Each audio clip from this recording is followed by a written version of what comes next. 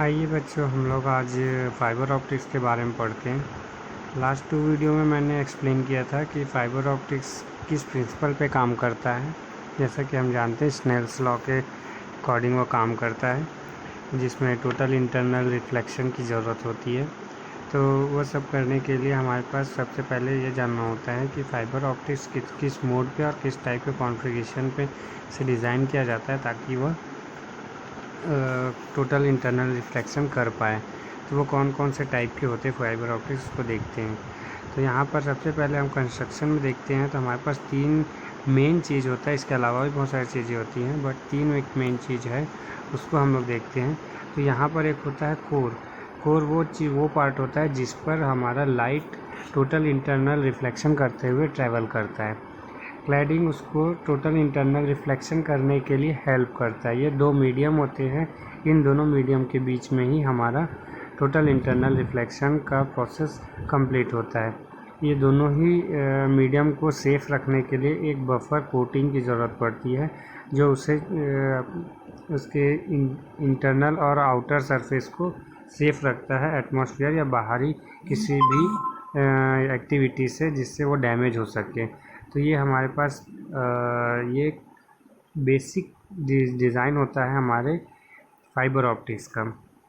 इसके अलावा इसके बाद हमारे पास और कौन कौन सी चीज़ें हैं जो कि इसको बताता है कि फाइबर ऑप्टिक्स किस किस मोड पे काम करेगा। तो उसके लिए हम यहाँ पर देखते हैं कुछ इस तरीके का डिज़ाइन होता है हमारे फाइबर ऑप्टिक्स में। यहाँ पर आप देख रहे होंगे 3 तरीके का फिगर है। यहाँ हम थोड़ा सा फोकस करेंगे। यहाँ हम देख रहे हैं कोर और क्लैडिंग का डिज़ाइन। तो ये ऊपर वाला जो है हमारा क्लैडिंग को शो कर रहा है, और अंदर वाला जो हमारा सिलेंड्रिकल शेप जो दिखता है वो क्लैडिंग को का काम कर रहा है। तो कोर और क्लैडिंग किस तरीके से वर्क करता है, तो यहाँ पर हम देख रहे हैं ये जो ऊपर वाला इंडेक्स जो है हमको ये बता रहा है कि ये हमारा क्लैडिंग का है, जो N2 के नाम से दिख रहा है, और ये N1 जो है अंदर वाला है जो मटेरियल है उसके बारे में बता रहा है, जो कि क्लैडिंग का काम कर रहा है। तो कोर का काम कर रहा है। तो कोर अगर हमारा नैरो होता है, नैरो अगर मतलब उसकी साइज़ अगर मान लीजिए 8 से 12 माइक्रोमीटर के रेंज का होगा, तो हमारा वो आता है सिंगल मोड इंडेक्स में आता है, स्टेप इंडेक्स में। ये इस टाइप का फाइबर ऑप्टिक्स होता है। अगर हम कोर का स्पेस को बढ़ा देते हैं, उसकी डायमीटर को बढ़ा देते हैं, जिसका डायमीटर अगर 50 से लेकर 200 माइक्रोमीटर अगर होता है कोर का और क्लैडिंग हमारा अगर 125 टू 400 अगर माइक्रोमीटर का बनाया जाता है, तो उसको मल्टी मोड टाइप का हमारे पास फाइबर ऑप्टिक्स कहलाता है। और यहाँ पर एक और होता है जो मल्टी टाइप में आता है, एक और जिसके हमारा डिज़ाइन यहाँ 50 टू 100 होता है कोर, बट इसका जो एंड सरफेस जो होता है उसका थोड़ा सा सर्कुलर के फॉर्म में, सिलेंड्रिकल के स्फीयर के सेमी स्फीयर के साइज़ में होता है। तो इस तरीके से हमारे पास लगभग 3 टाइप के हमारे पास फाइबर ऑप्टिक्स को डिज़ाइन किया जाता है, जिससे डिफरेंट टाइप से हम लोग इसमें डिफरेंट टाइप से लाइट रेस को फॉल कराते हैं इसके कोर में, और हमारा ट्रांसमिशन अलग अलग तरीक़ों से होता है। तो ये हो गया हमारा एक बेसिक आइडिया, एक तरीका कि हम कैसे एक फाइबर ऑप्टिक्स के केबल को डिज़ाइन करेंगे। आगे देखते हैं रेस एंड उसके मोड कौन कौन से होते हैं। तो मोड को हम देखेंगे, आगे देखते हैं। यहाँ पर एक इंडेक्स को रिप्रेजेंट करने वाला हमारे पास एक है, इसको देखा, एक इक्वेशन होता है स्टेप इंडेक्स का, जिसमें N2 = N1 ब्रैकेट में 1 माइनस डेल्टा।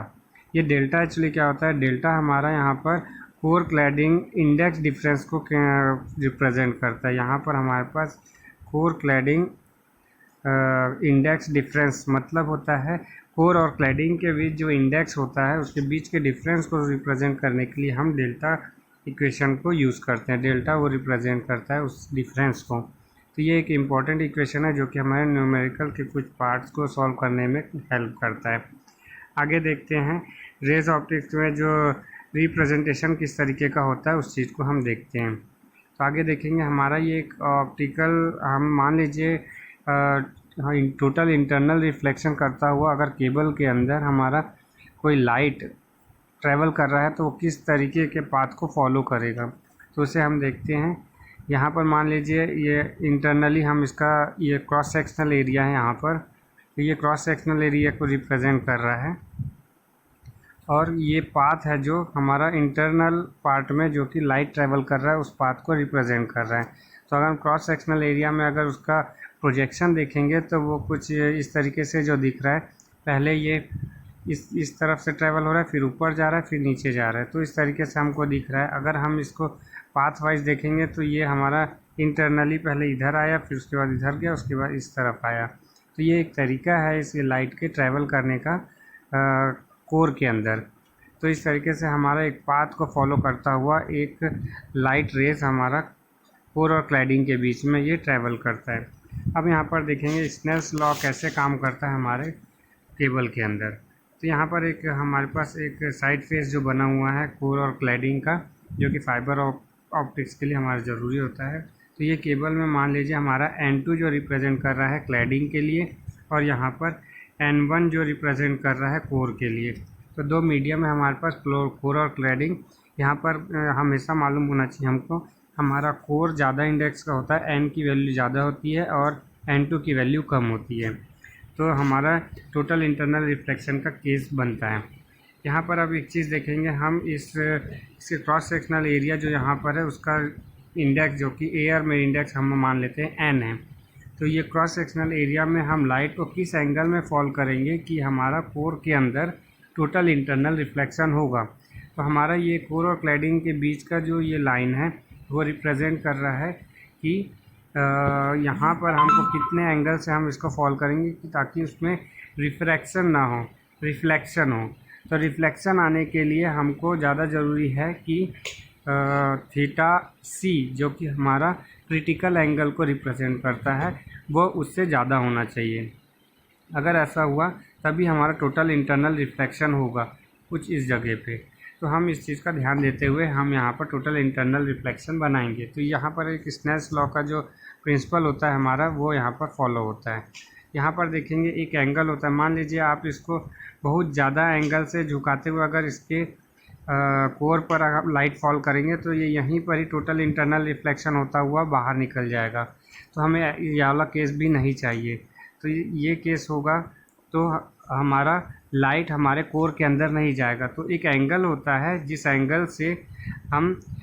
एंगल से लाइट को फॉल करेंगे cross sectional area of core में, तो हमको यहाँ पर दिखेगा कि वो किस तरीके से लाइट अंदर जाकर टोटल इंटरनल रिफ्लेक्शन करेगा। तो उस एंगल को मान लेते हैं मिनिमम, अगर मान लेते हैं थीटा 0 से हम उसको फॉल करेंगे तो वो मिनिमम एंगल है जो कि ये एंगल है यहाँ से यहाँ तक। उस एंगल से ज़्यादा अगर हम करेंगे तभी हमारा कोर के अंदर जाएगा। अगर उससे कम हुआ तो हमारा कोर से नहीं, वो कोर से टोटल इंटरनल रिफ्लेक्शन होता हुआ उसी मीडियम में वापस इस तरीके से चला जाएगा, अगर वो इस तरीके से लाइट आता है तो।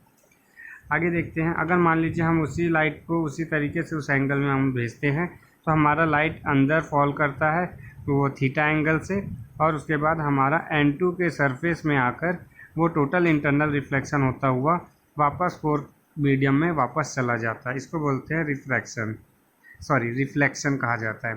तो ये हो गया हमारा स्नेल्स लॉ के अकॉर्डिंगली कैसे हमारा टोटल इंटरनल रिफ्लेक्शन हमारे कोर और क्लैडिंग के बीच होता है। आगे देखते हैं, इसमें और भी चीज़ें हैं जो इसको हमको एक एंगल को प्रूफ करने के लिए हमारे पास एक इक्वेशन होता है जिसको बोला जाता है Na का मतलब होता है न्यूमेरिकल एपरेचर। न्यूमेरिकल एपरेचर वो वैल्यू है जिससे हम ये डिसाइड कर पाते हैं कि हमारा कोर और क्लैडिंग किस तरीके का डिज़ाइन हुआ है, या वो किस तरीके का हमारा लॉस कितना होगा या कम होगा उसके बारे में हमको ये रिप्रेजेंट करता है। तो Na हमारा एक्चुअली एक एंगल को रिप्रेजेंट करता है जिससे हमको ये पता चलता है कि हमारा कितना % ऑफ रेज रिफ्रैक्शन में जाएगा और रिफ्लेक्शन में जाएगा। तो इसके बीच का डिसीजन हमारा Na की वैल्यू डिसाइड करती है। आगे देखते हैं, उसके बाद देखते हैं हमारा वेव प्रोपोगेशन कैसे हमारा कोई एक वेवलेंथ लेता हुआ टोटल इंटरनल रिफ्लेक्शन करता हुआ वो आगे बढ़ता है हमारा कोर और क्लैडिंग के बीच। तो उस चीज़ को देखते हैं आगे। तो ये हमारा एक डायग्राम रिप्रेजेंट कर रहा है कि वो किस तरीके से हमारा कोर के अंदर एक लाइट रेज फॉल होती है। तो यहाँ पर देख रहे हैं हम लोग के पास एक लाइट रेज है जो रे 1 है और यहाँ पर रे 2 है। तो हम दो डिफरेंट एंगल से अगर दो रेज को अगर एक दूसरे पर फॉल करते हैं एक ही कोर के अंदर, तो हमारा कभी भी दोनों रेज एक दूसरे पर कभी भी कोलैप्स नहीं होते, प्लस उनके बीच कोई भी कोलैबोरेशन नहीं होता है, जिसके कारण हमारा कोई भी इंफॉर्मेशन जो कि रे 1 और रे 2 के बीच है वो कभी भी डैमेज नहीं होता है। तो इसका मतलब ये है कि हम एक ही कोर के अंदर बहुत सारे रेस को फॉल कराते हुए हम बहुत सारे इन्फॉर्मेशन एक ही केबल के अंदर भेज सकते हैं। तो यहाँ पर उस चीज़ को रिप्रेजेंट करने की कोशिश की गई है। यहाँ पर आप देख सकते हैं रे 1 हमारा एक पॉइंट ए पॉइंट पर टकराते हुए टोटल इंटरनल रिफ्लेक्शन लेते हुए हमारा बी पॉइंट पर पहुँचता है, अनदर एक पॉइंट पर जहाँ पर कोर क्लैडिंग के साथ टच करता है, उस सरफेस में टच करता हुआ फिर से टोटल इंटरनल रिफ्लेक्शन करता हुआ वो वेव प्रोपोगेट होता हुआ आगे बढ़ जाता है।